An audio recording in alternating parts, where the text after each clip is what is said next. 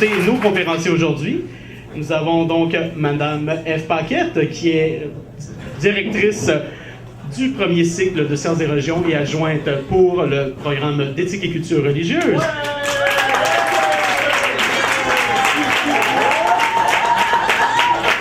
Elle porte en général donc sa recherche sur le mythe contemporain, la religion et science, les utilisations des médias dans les religions et les nouvelles ritualités, qui est donc un élément qui est très très important à connaître de nos jours. Je vous invite à prendre des cours avec elle, tels que celui qu'elle donne en ce moment, soit mythologie contemporaine, que j'adore prendre en passant. Oui,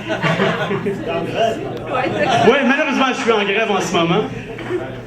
Et donc, j'aimerais aussi vous présenter... je saute un petit peu des étapes. Elle a fait son PhD à la chaire Fernand Dumont sur la culture à l'INRS Québec en 2006-2007, si je ne me trompe pas. Post-doctorat. Je suis désolé, je me trompe dans mes... Je me perds un peu. Je sais, je suis vraiment pas bon. J'ai fait mon doctorat à l'UQAM. Elle a fait son doctorat à l'UQAM. Génial! Alors, aux prochaines barrières. Donc, nous avons aussi Christophe Holweg. Est-ce que j'ai eu? Merde, j'ai presque eu. Qui est donc professeur au département de mathématiques à l'UQAM et aussi directeur du premier cycle en mathématiques, justement. Il a fait son doctorat à l'Institut de recherche de maths avancées de Strasbourg. Je me trompe pas? Yeah! Il fait son post-doctorat au Field Institute sur le campus Toronto. Et il a été chercheur à l'Institut Mittag-Leffler à Stockholm. Sa recherche se porte surtout sur les invitations à diriger les recherches. Je me perds. Je vais sauter un peu. Donc, je vous invite à boire assez... je sais, c'est tout croche mon affaire. C'est la bière. Mais, ouais, on va dire que c'est la bière. Donc, ce soir, notre conférence va se porter sur les enjeux de la bureaucratisation des institutions et l'université en particulier. À la deuxième période, donc le tout va être divisé en deux, à la deuxième période, vous pourrez poser des questions. Nous allons en même temps avoir une...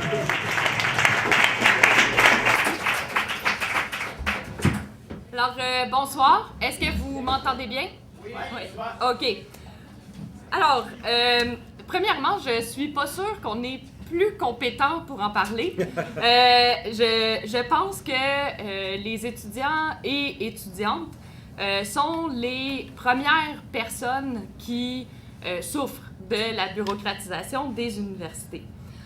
Nous, ce soir, on n'est pas là pour vous donner un cours théorique sur comment ça se fait là, dans les mécaniques, etc., mais plus pour vous parler de nos expériences respectives de direction de programme de premier cycle. Ce sont des postes qui nous mettent aux premières loges pour constater non seulement le degré de bureaucratisation qui marque nos universités, mais aussi pour bien en mesurer les conséquences.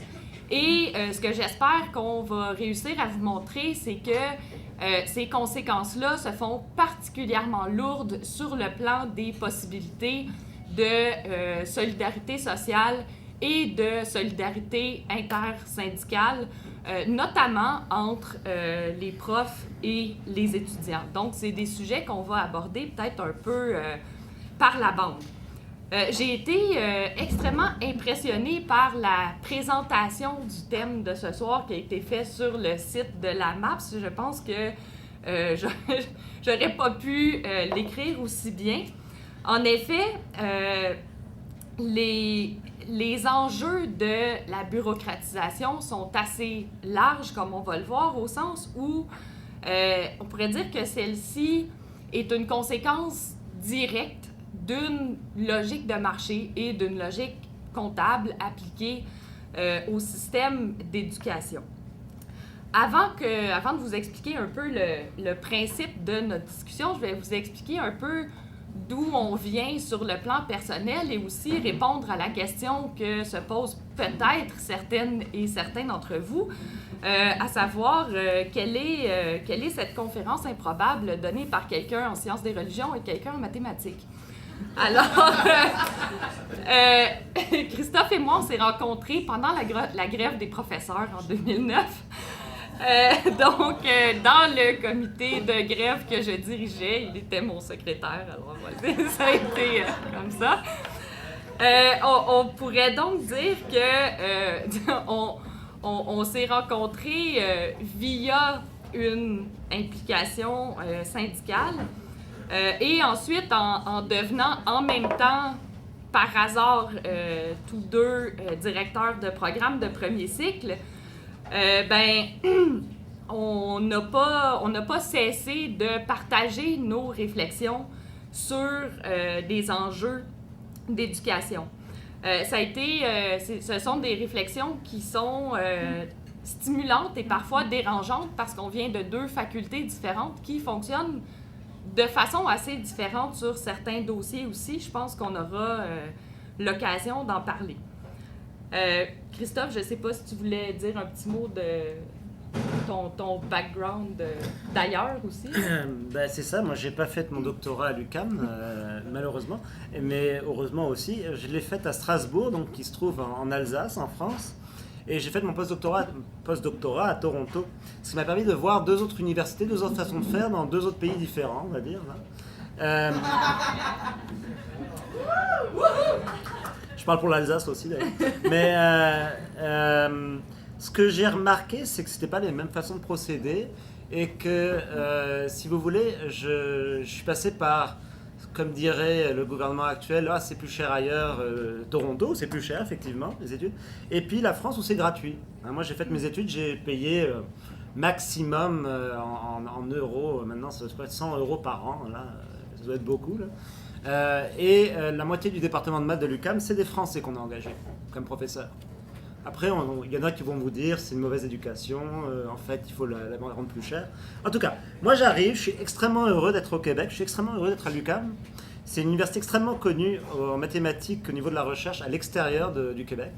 Et Montréal a une belle place de recherche. Puis j'arrive là, et là je me rends compte qu'il y a des absurdités incroyables sur le point de vue de l'enseignement au premier cycle et du respect des étudiants et des profs. En fait.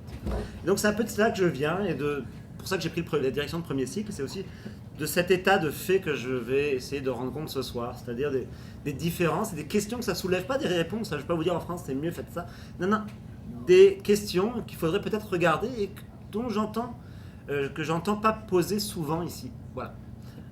Sinon, je n'étais pas du tout au courant qu'Ève allait vous raconter l'histoire de la grève, mais c'est pas grave. Surprise. Alors, non, mais c'est parce qu'il y a déjà notamment plusieurs de mes étudiantes et étudiants qui le savaient.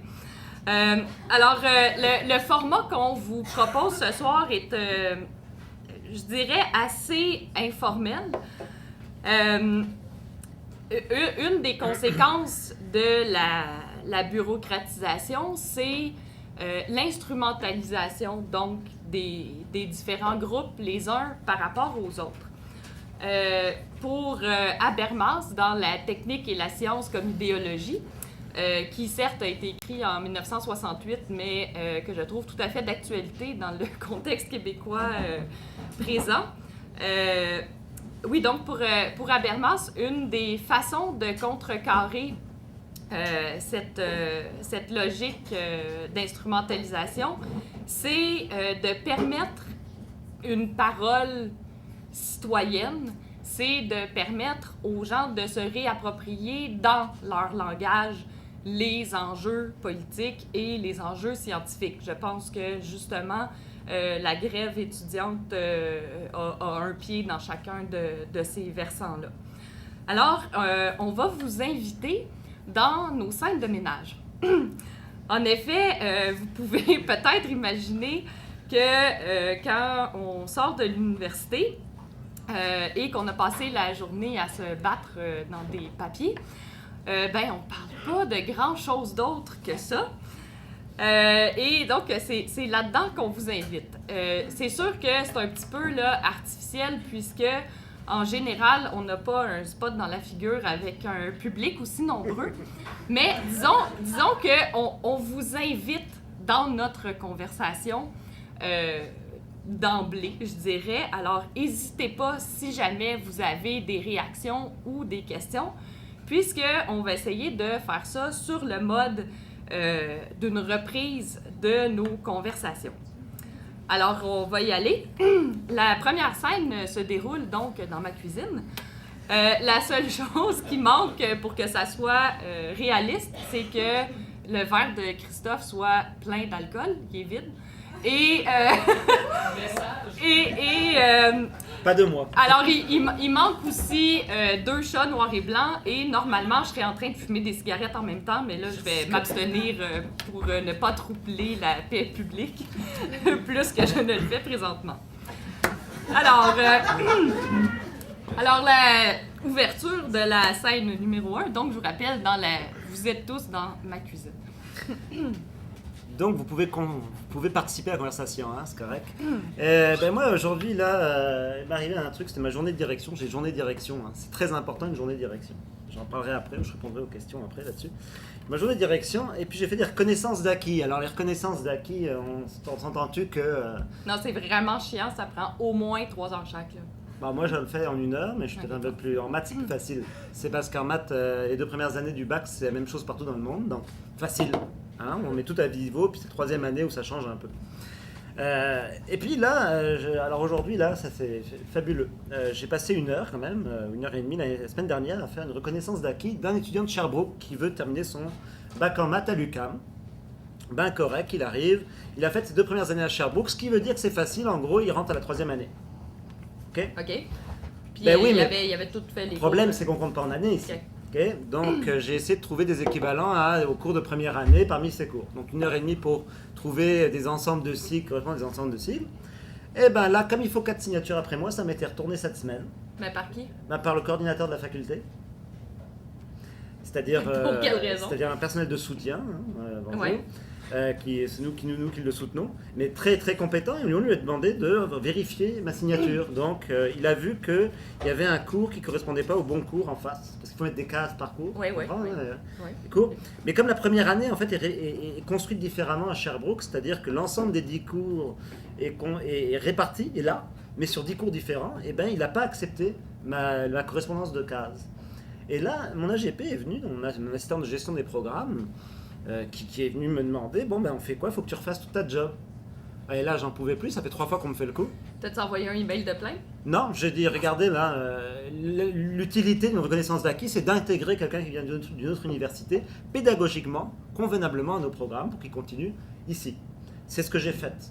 Académiquement, pédagogiquement, c'est ce que j'ai fait. Puis l'autre il me fait, non, la case elle correspond pas. Ok.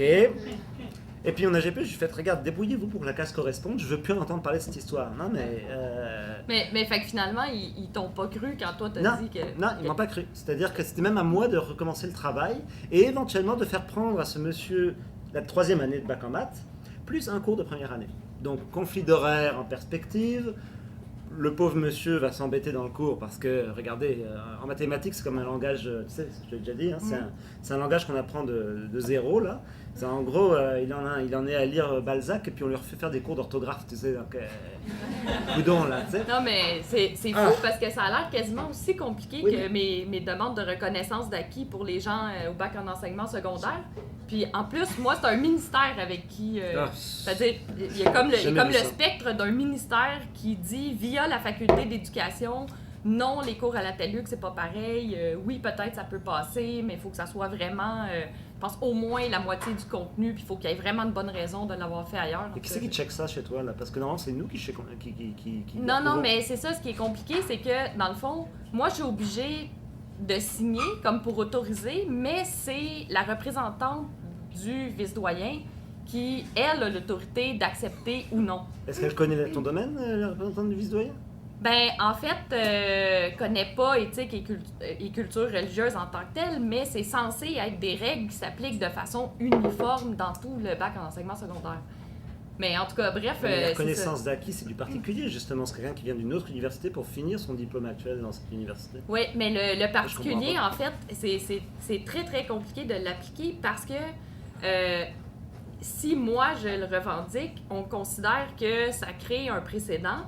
Puis après ça, je peux avoir des problèmes à la fois du côté de la faculté, mais aussi à la fois du côté des étudiantes et étudiants qui vont dire « Ah, ben si tu l'as fait pour tel ou tel, est-ce que je peux avoir la même chose? » Alors que ça gère justement généralement sur la base d'un dossier individuel. En tout cas, bref, mais ça m'étonne que ça se passe aussi dans des programmes où est-ce que il n'y a pas de Non, mais c'est impliqué. la case, le monsieur il a regardé, puis il a regardé le descripteur, il est capable de comprendre un peu des mots de mathématiques, puis il a vu que c'était pas les mêmes mots. Il y en avait un, c'était un cours de statistique que j'ai mis dans la case pour un cours de géométrie. Ok, j'avais juste pas le choix, le truc est différent.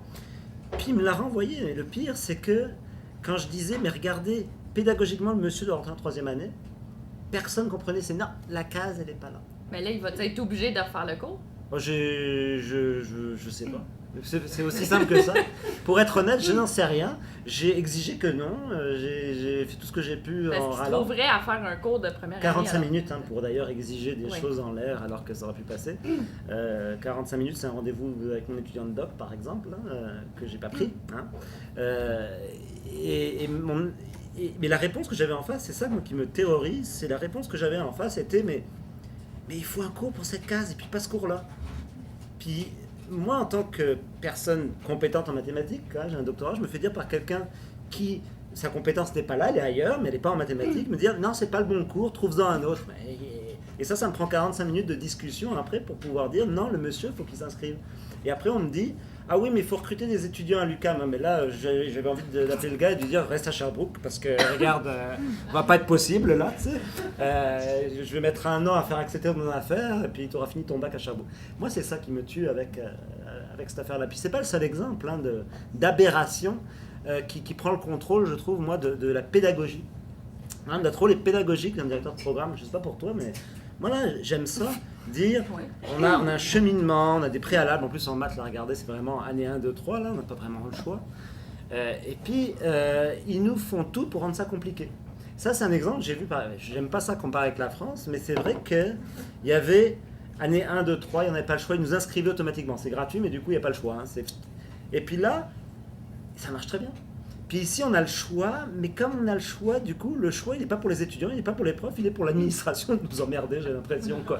C'est vraiment, moi, c'est mon impression, c'est incroyable, incroyable. Et un autre côté pédagogique, pour finir, là, complètement, ça n'a pas à voir avec les reconnaissances d'acquis, mais aujourd'hui, c'est les développements sur la modification de programmes majeurs du bac en maths. Ça fait 20 ans qu'il n'a pas été modifié, donc il est temps, là, de l'adapter un peu, là. Non mais écoute, ça fait 1 mois et demi que j'avais vu le doyen à cette affaire-là, qui voulait juste qu'on regarde le taux de déperdition des étudiants étrangers, voir comment ils s'adaptaient dans notre programme, là. Super, mais à part que personne ne m'a fourni les statistiques, toutes les semaines je demande, personne ne me répond. Et puis après, en plus, je dis, ah non, j'ai eu un courriel aujourd'hui qui me dit, non, on modifie pas un programme si on n'a pas ces statistiques-là. Tu comprends Mais sans vous les ont statistiques. pas fournis? Non. Que... Et on ne me l'a pas répondu pourquoi on me les fournissait pas. Okay. Mais c'est à moi de les trouver par magie, de leur donner, puis sans cela, tu comprends, on ne modifie pas un programme. Pendant ce temps-là, le programme, lui, il est encore trop difficile vu que le pont cégep de première année est un peu bancal en ce moment, quoi.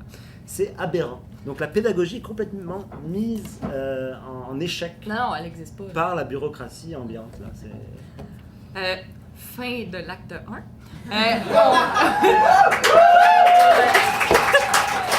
En fait, on s'obstine un peu plus pour de vrai dans ma cuisine, là, mais peut-être qu'avec la bière aidant, ça va venir. En fait, je voudrais... j'espère que vous avez été soit choqué, soit tanné ou soit scandalisé du genre de langage que vous avez entendu.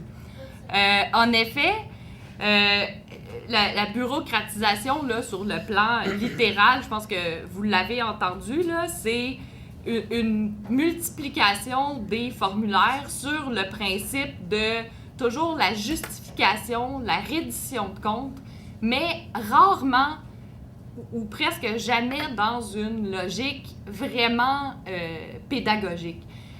En effet, pour l'université et pas seulement pour l'UQAM, les étudiantes et les étudiants sont appelés des produits et les professeurs sont appelés des charges. Alors, c'est comme ça que les administrations calculent ça.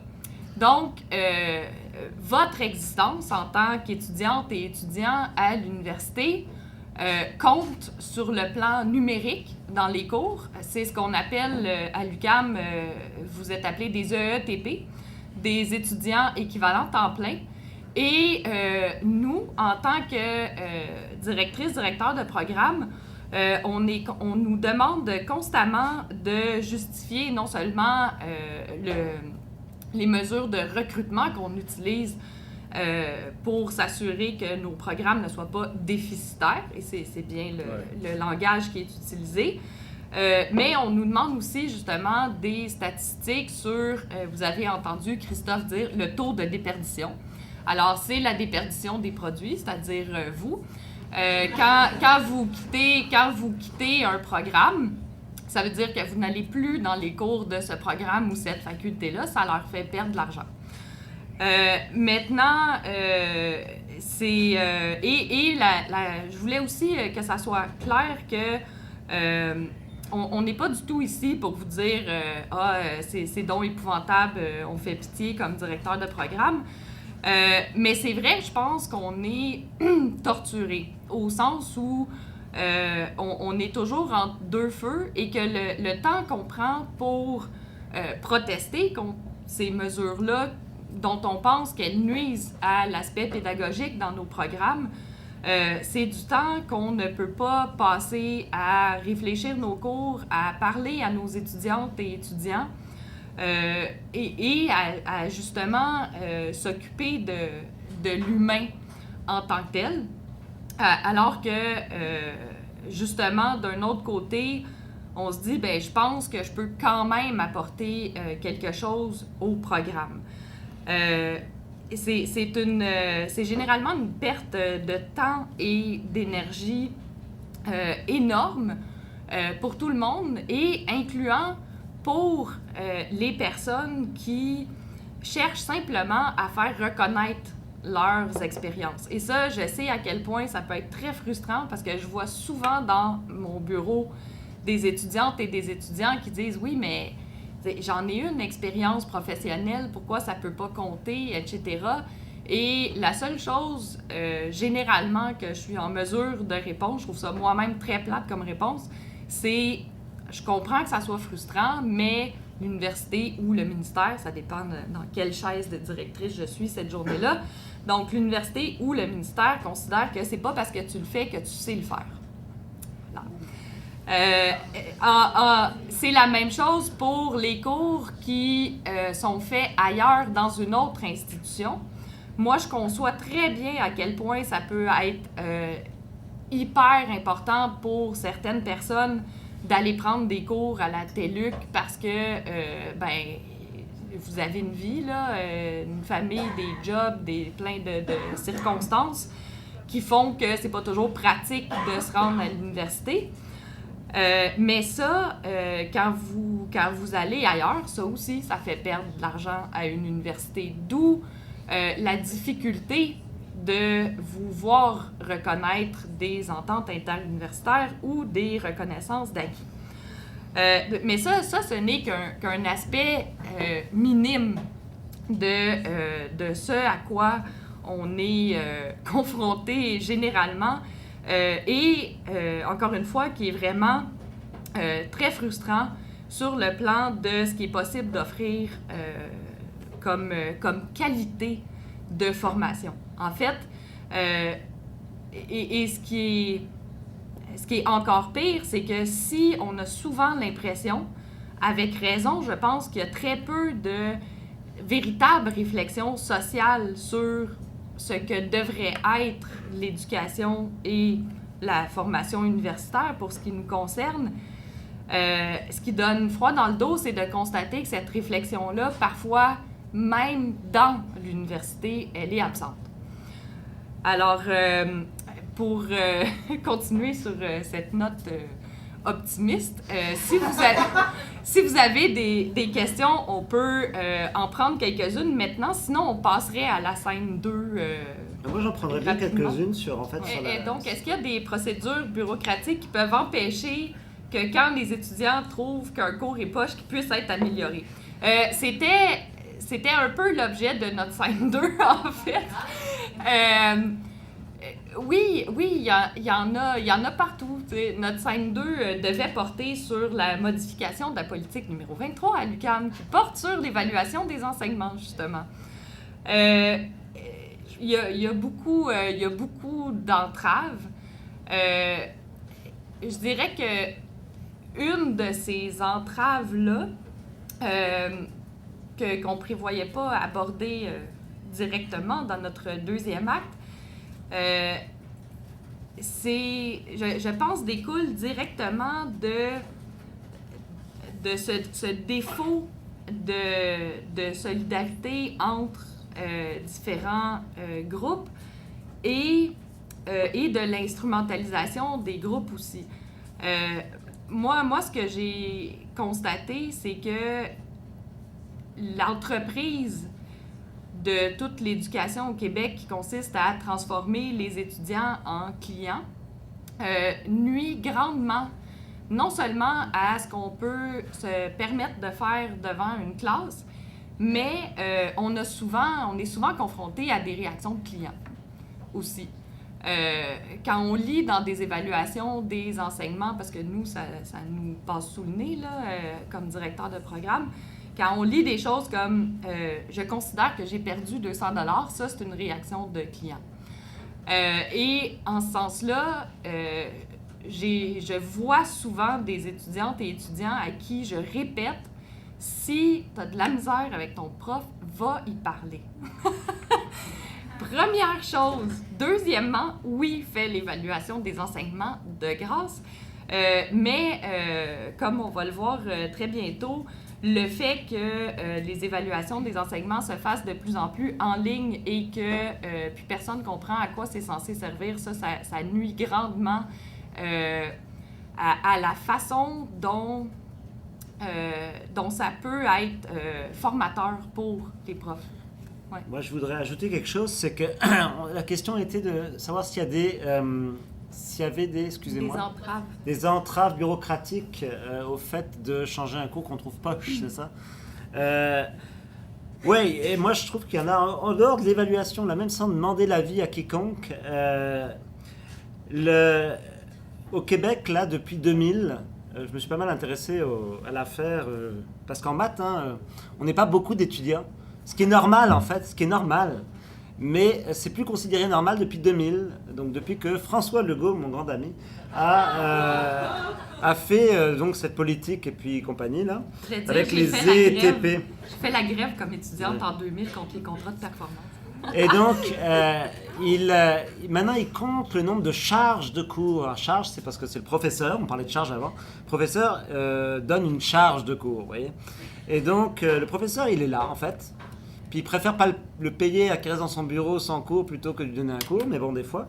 Mais il nous impose depuis 2000 de faire le minimum de cours possible pour un programme. Donc un programme, par exemple, de mathématiques où normalement il faudrait, disons, 24 cours pour terminer, 24 cours de maths, purement maths, pour avoir un bac, 6 cours d'autre chose. Eh bien, la tendance a été, jusqu'à maintenant, à essayer de le faire en 20 cours parce que ça coûte moins cher, vous comprenez, d'après les calculs du gouvernement. Et ça, c'est une entrave bureaucratique à ce que le cours soit pas poche, que ce soit un prof X ou un prof Y qui le donne, là. Ça, là, je pense que c'est le pire du pire du pire. Et de toute façon, je vous le dis, en plus, vu que les profs sont engagés et sont permanents, ils sont obligés de leur fournir des cours, les profs sont jamais en dette. Si l'université ne peut pas leur fournir un cours, le prof, il lui enseigne juste pas de cours. C'est correct. Donc, c'est vraiment idiot dans ce sens-là. Et moi, je dirais que c'est ça. Autre question sur le sujet? Oui. Moi, je me demandais, c'est quoi la situation des chargés de cours qui prolifère de plus en plus? Justement, quand on a fait la grève, le but, c'était d'engager plus de professeurs. Mais dans le fond, les chargés de cours, ça ramasse un peu le cul en deux chaises. C'est quoi la situation actuellement? Donc, la question, c'est quelle est la... Je fais mon devoir, comme ça. Alors, la question, c'est quelle est la situation des chargés de cours aujourd'hui? Est-ce que tu avais l'air de... Moi, c'est extrêmement intéressant. Je me suis posé la question pendant la grève, justement, où il semble malheureusement que si vous voulez, la politique de vouloir monter les gens les uns contre les autres fonctionne, là, surtout dans la grève des profs, les chargés de cours contre les profs, etc. Je vais vous parler d'une expérience, juste qu'on a, expérience française pour une fois. Les chargés de cours sont permanents. Ça s'appelle des pragues. Ils enseignent 2 fois plus qu'un prof d'université, qui lui fait de la recherche, mais ils sont permanents. Et s'ils n'ont pas assez de place dans l'université, s'il n'y a pas de cours à ce moment-là, ils vont directement au cégep. Donc, pourquoi ? Parce que l'État, lui, prend ses responsabilités et gère tout ce genre de... Ben, en ce moment, ils veulent faire le contraire, d'après ce que je sais, mais ça fait longtemps que je suis ici. Hein. Le problème, il est là, le chargé de cours est précaire.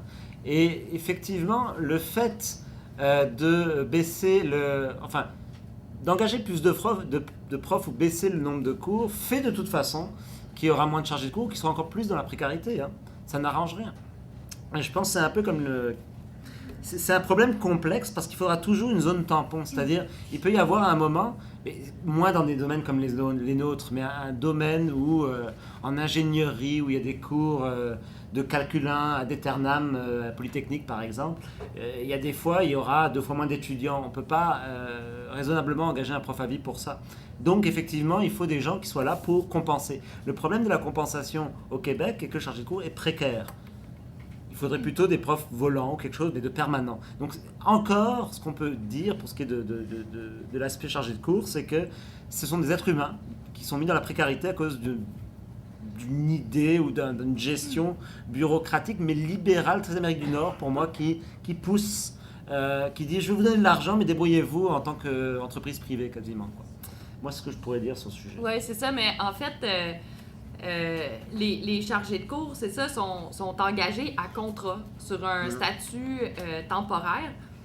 Quand on est prof, on a presque toutes et tous été chargés de cours avant. On a donné des charges de cours.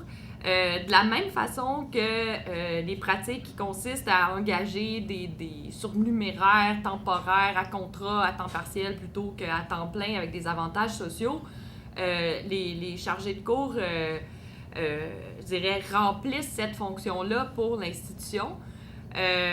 C'est en effet... c'est un statut qui n'est pas agréable. En effet, étant à contrat, les chargés de cours ne sont pas considérés par l'institution comme étant impliqués pleinement dans la vie d'un département, c'est-à-dire qu'ils ne sont pas considérés comme faisant de la recherche, comme on est censé le faire quand on est prof. Et leur tâche d'enseignement, donc, se limite à la session. Sont pas censés faire, sans être payés de façon supplémentaire, de l'encadrement des étudiants, alors que beaucoup de chargés de cours sont très, très actifs en recherche et franchement, pour pouvoir donner des cours dont les connaissances sont mises à jour, il faut avoir fait de la recherche, il faut se tenir au courant. Donc, la plupart des chargés de cours font véritablement ce travail-là, qui est une partie du travail des professeurs, mais ne sont payés qu'une fraction du salaire. Je pense que y a un discours aussi qui est... en tout cas, moi, j'entends souvent des étudiantes et étudiants qui disent « Ah ouais, ben tu sais, c'est quelqu'un qui est juste chargé de cours. » Là, moi, je me rappelle ce que j'étais il y a 8 ans là, aussi, puis je dis « OK, ben, tu sais, c'est pas juste chargé de cours, là, c'est quelqu'un qui est aussi compétent dans son domaine puis qui l'enseigne, mais à qui l'institution n'accorde pas la légitimité, finalement. » Je sais pas si ça répond à cette question. Tes souhaits. Merci. Donc... Passe-t-on au point suivant ou ouais. est-ce qu'il y a d'autres questions? Scène 2. OK. Alors, la scène 2 se déroule sur la terrasse du pub du Quartier Latin. On est désolé pour l'absinthe, ça fait un peu bourgeois, là, la terrasse du pub du Quartier Latin, mais il faut vous imaginer Stéphanie, la barmaid, qui vient me voir et qui me dit « Ça va, ma belle? » Et le propriétaire, Luc, qui passe comme ça pour nous dire bonjour. Alors, si jamais on n'est pas à notre bureau, c'est là que vous pouvez nous trouver en général. Alors, là, c'est moi qui arrive avec une question. Coudonc, t'as-tu reçu la consultation sur la politique numéro 23? Ouais, moi je l'ai reçu, ouais. Mais quand ça? Parce que il me par, semble... par le département le 22 décembre. Parce que, ça là, on est début janvier. Mais parce que, moi, aujourd'hui, j'ai reçu un mail de ma vice-doyenne aux études qui disait comme nous, vous avez reçu le courriel de consultation pour la politique numéro 23 sur l'évaluation des enseignements. Là, j'ai regardé dans mes emails, je ne l'ai pas trouvé. Attends, l'évaluation des enseignements, c'est pas le programme qui s'occupe de ça d'habitude? Mais Moi, j'ai pas reçu ça en tant que directeur de programme, hein, par contre. C'est le directeur de département qui l'a reçu, qui me l'a transmis, l'air de rien, comme ça, tout le département. OK, mais toi, tu l'avais reçu en décembre.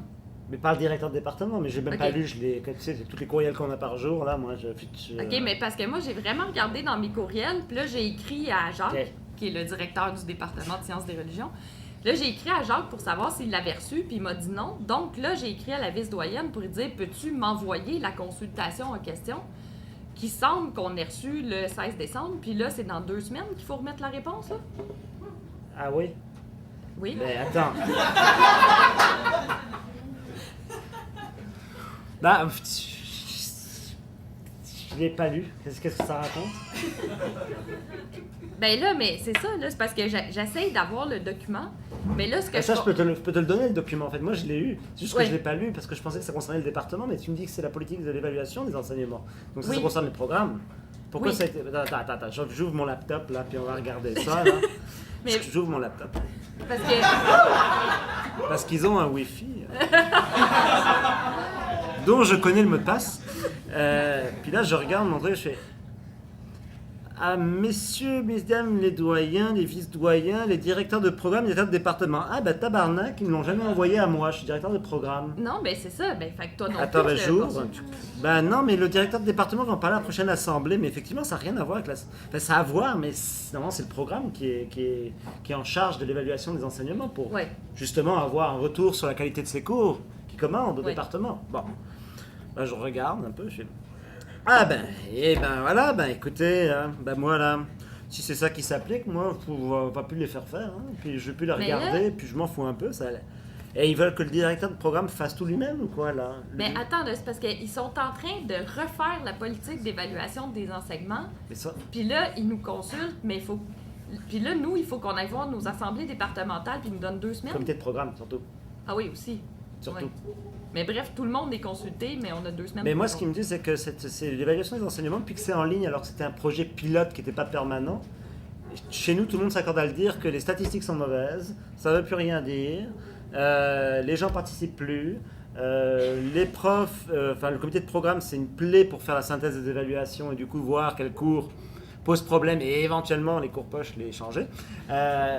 Et puis déjà depuis que c'est en ligne, c'est n'importe quoi.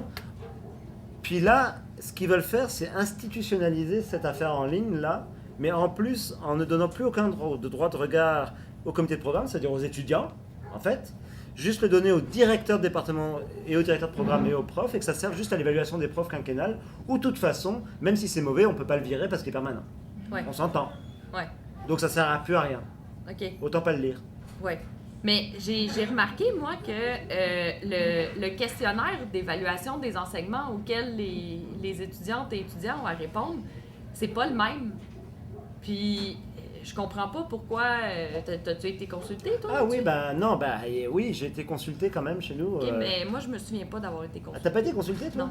Ah non, maintenant, pour toute l'université, je te raconte l'histoire, on l'a entendu au comité des études, c'est 15 cours, 15 questions, pardon, 15 questions identiques pour tous les cours de tous les programmes de l'université. Donc, tu es en sciences comptables, en danse, en maths ou en sciences des religions, les mêmes questions. Mais il y en avait 25 avant les questions. Ah, il y a peut-être 25, mais nous, on a eu le droit à rajouter 5 questions propres à nos programmes en sciences. T'as pas eu le droit à ça, toi? Non, parce que en fait, j'ai réalisé juste récemment qu'on avait changé de questionnaire. Puis j'étais pas vraiment au courant.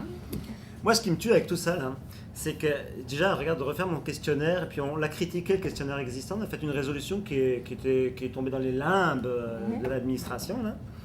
Mais puis là, j'ai regardé le règlement encore. Il est clair que les questions, normalement, sont du ressort des comités de programme, c'est-à-dire dirigés par un directeur de programme, enfin présidés, avec 50% d'étudiants, 50% de professeurs. On n'a jamais décidé de telles questions. C'est complètement contre les règlements. Et en fait, quand j'ai râlé, moi, au comité des études, j'ai dit, ben là, écoutez, on m'a quand même regardé de travers en disant, ben non, c'est pas à toi de faire ça, c'est la vice-rectrice qui, avec son petit comité, ont décidé des questions. Ben là, c'était moi quasiment qui était l'imbécile en disant ça. OK. Mais parce que c'est Mais ça, non. je regardais les nouvelles questions, puis en tout cas, je comprends pas où est passée l'espèce d'idée originale de l'évaluation des enseignements qui était que c'était censé être formateur pour les enseignants. Parce que là, tu vois, je regarde, par exemple, la dernière question, là, la question 15, qui dit dans l'ensemble, je trouve que c'est un très bon cours. Noté de 1 à 5. Moi, là, quand je reçois ça, là, que quelqu'un mette 5 ou 1, ça me dit absolument rien. Je comprends pas, c'est pas formateur. Fait que donc, moi qui ai toujours tenu compte de mes évaluations d'enseignement, non seulement maintenant parce que c'est en ligne puis c'était censé, comme tu l'as dit, être un projet pilote, mais finalement, ça n'a jamais été vraiment pilote, là. Mais non seulement, vu que c'est en ligne, on hérite des extrémités, c'est-à-dire ceux qui ont beaucoup aimé ou pas, puis de toute façon, il y a 20% des gens qui répondent. Mais en plus de ça, ces questions-là, moi, ne me disent rien sur ce que je peux ou non améliorer ou apporter. Tu sais? Non, c'est un outil de contrôle. Ma théorie, c'est que c'est un outil de contrôle maintenant des profs dans leur évaluation quinquennale. Et que les programmes, ils n'ont pas à regarder ça, et que en fait, les cours, on vous les donne comme on gave des oies, si tu veux. Ça va vers le gavage d'oies des programmes. On n'a plus aucun moyen, si on fait passer cette politique, de contrôler notre commande de cours, si tu veux. Mais le pire là-dedans, c'est que j'ai l'impression qu'ils font tout pour pas qu'on se prononce. Hein. Parce que moi, j'ai pas reçu en tant que directeur de programme, c'est du ressort du comité de programme. C'est partout comme ça, hein. C'est pas... Je veux dire, l'évaluation dans d'autres universités au Québec, elle se fait quand même un petit peu mieux là. C'est quand même près au camion, cette affaire-là. Là. C'est du contrôle freak, cette histoire. Et toi, t'as pas été consulté non plus, mais même pas votre département, quoi. Mais c'est hallucinant, quoi. Non, il a fallu qu'on court après le courriel pour pouvoir constater que la réponse était pour là, puis qu'on pouvait pas la donner à temps. Donc encore, ce que je comprends, c'est que l'administration veut imposer une sorte de contrôle sur les profs, complet, et les étudiants, sans penser à la qualité d'enseignement. Ok, sans penser, mais juste c'est comme se donner un pouvoir qui sert à rien finalement parce que personne ne va tenir compte. C'est tellement, ça devient. Je veux dire, on est en stats, les statisticiens chez nous, ils ont regardé ça, ils ont fait depuis que c'est en ligne, ça raconte n'importe quoi et les questions en plus sont mal posées. Une question comme, hein, est-ce que le temps de travail du cours est-il adapté? Ben, est-ce qu'il est trop, est-ce qu'il est moins en fonction des réponses? On n'en sait rien, la question est mal posée, ils n'ont jamais posé la question à un statisticien de savoir si on pouvait en retirer quelque chose, mais c'est les statistiques qui vont regarder après, pour en dire quelque chose, qui vont nous dire « Ah, il y a 45% de vos profs, de vos cours qui sont mal donnés en fonction de la question 5. » Mais en fait, c'est ça qu'ils veulent, l'administration.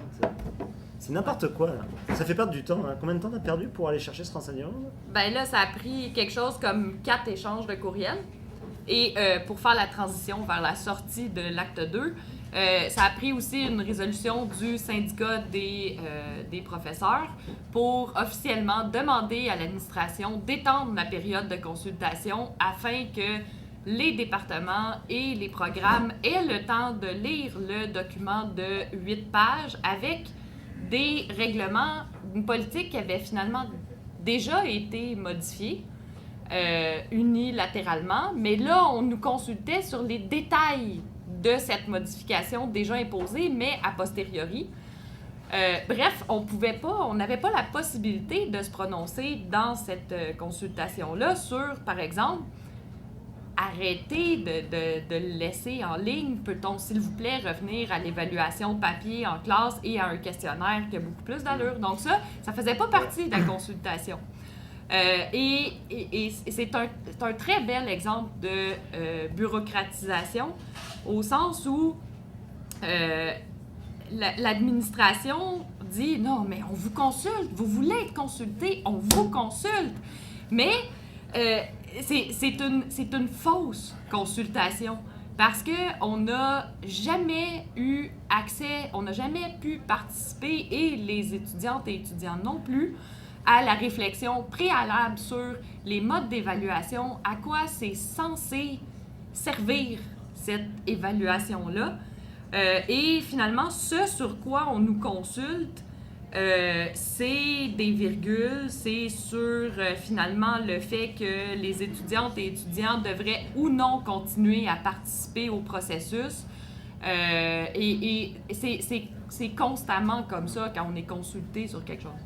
Moi, je peux rajouter quelque chose. C'est intéressant cette histoire de politique d'évaluation des enseignements pour une raison. C'est-à-dire que on voit une petite pause après ça. Ok. On voit, donc on va faire une scène finale et une conclusion après la pause, mais on va finir ça.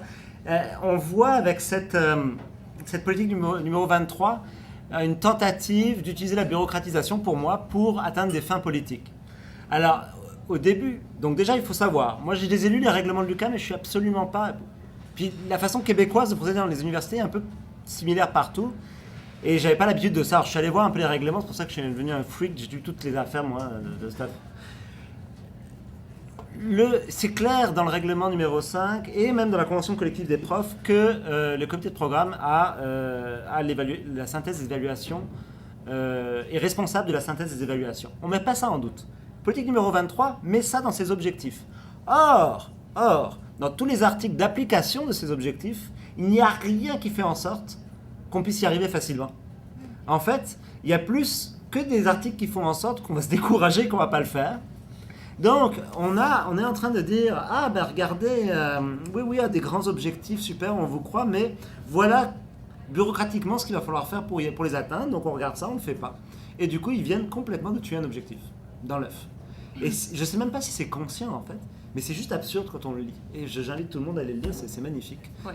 Posez-vous la question, surtout la question à se poser dans ce genre de document, c'est « Ok, je vais lire comment appliquer la politique, comment appliquer la synthèse d'évaluation. » Et à chaque fois, je vais mettre un minutage. Combien de temps ça prend à la personne qui est censée le faire? Ben, vous regardez là, ça prend une semaine de boulot. En gros, personne ne va le faire.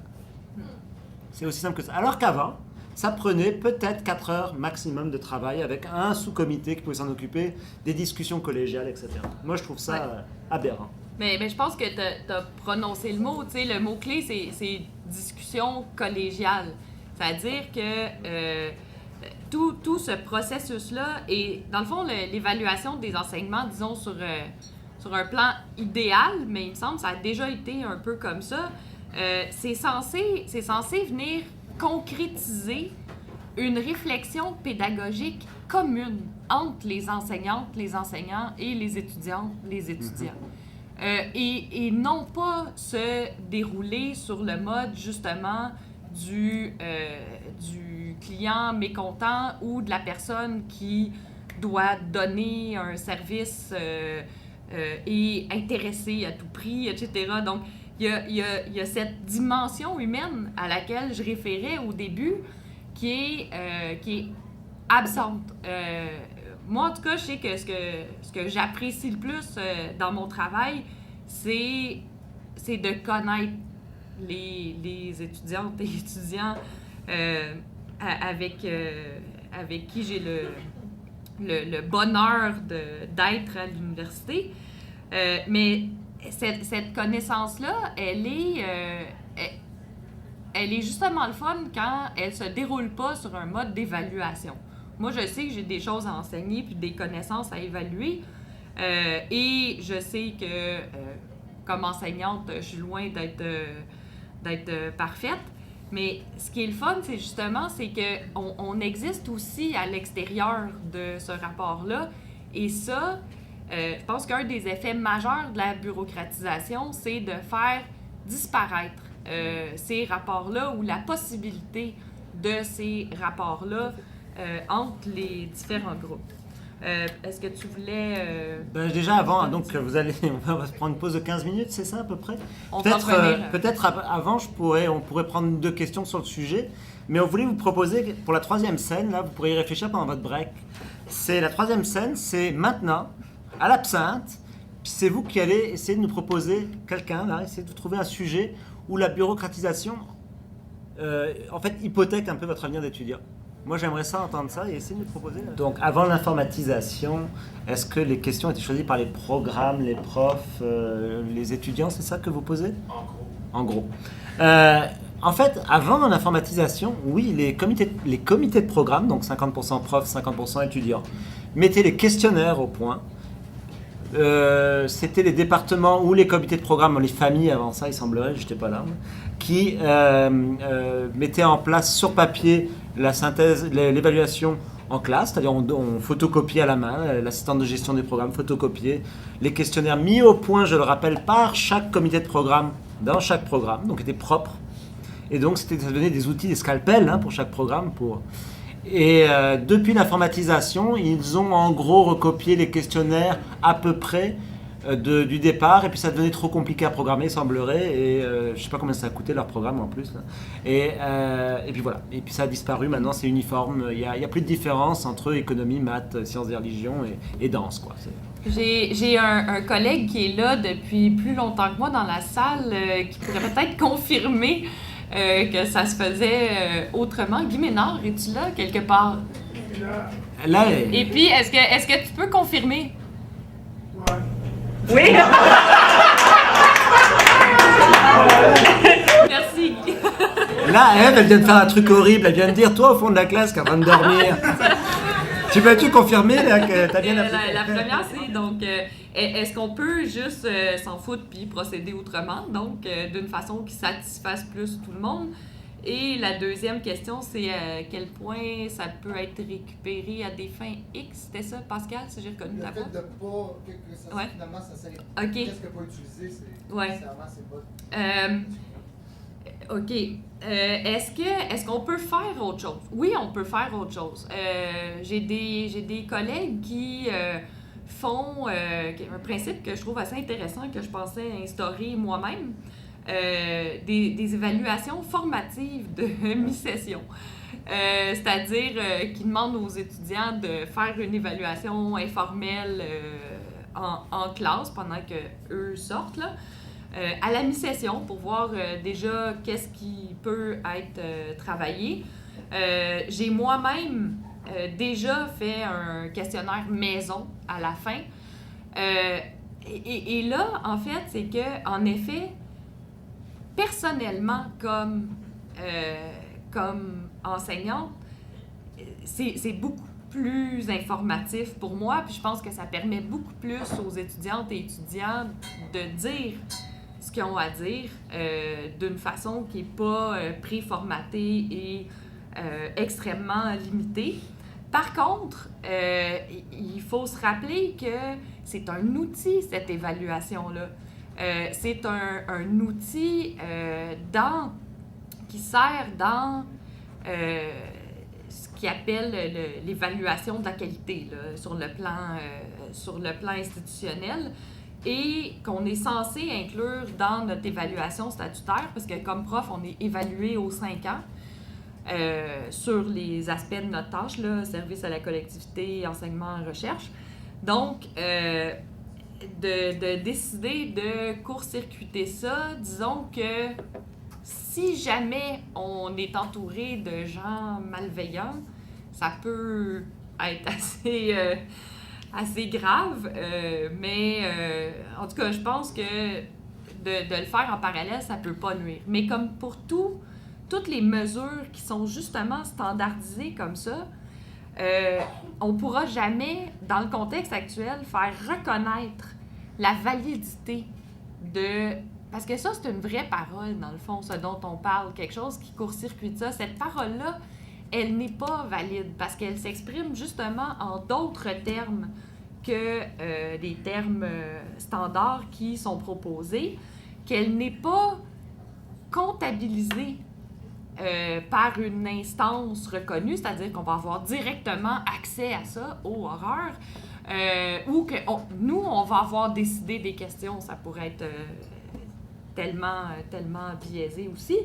Donc, en tout cas, bref, il y a des moyens pour nous, sur le plan individuel, de s'exposer à une évaluation qui soit justement beaucoup plus formative et qui sollicite la responsabilité des étudiantes et étudiants, mais c'est une mesure qui n'est aucunement considérée comme légitime dans l'institution. C'est-à-dire que, en fait, en ce moment, on pourrait refuser l'évaluation en ligne à l'UQAM. On pourrait dire non, tous les comités de programme, tout le département vote non. Mais vous vous rendez compte, là, en 3 semaines, la moitié des gens sont occupés à autre chose, soit à leur cours, leur mi-session, leur recherche. C'est pas un débat qu'on peut tenir en 3-4 semaines, le sujet très important de la synthèse des évaluations. Et c'est là-dessus qu'ils misent. Ils forcent rapidement un débat de société en disant c'est pas si important que ça, allez, 3 semaines et puis c'est dégagé. Et s'il n'y a pas quelqu'un dans chaque département, chaque comité de programme qui y croit dur comme fer et qui va porter le flambeau, eh ben ça va s'arrêter là, quoi.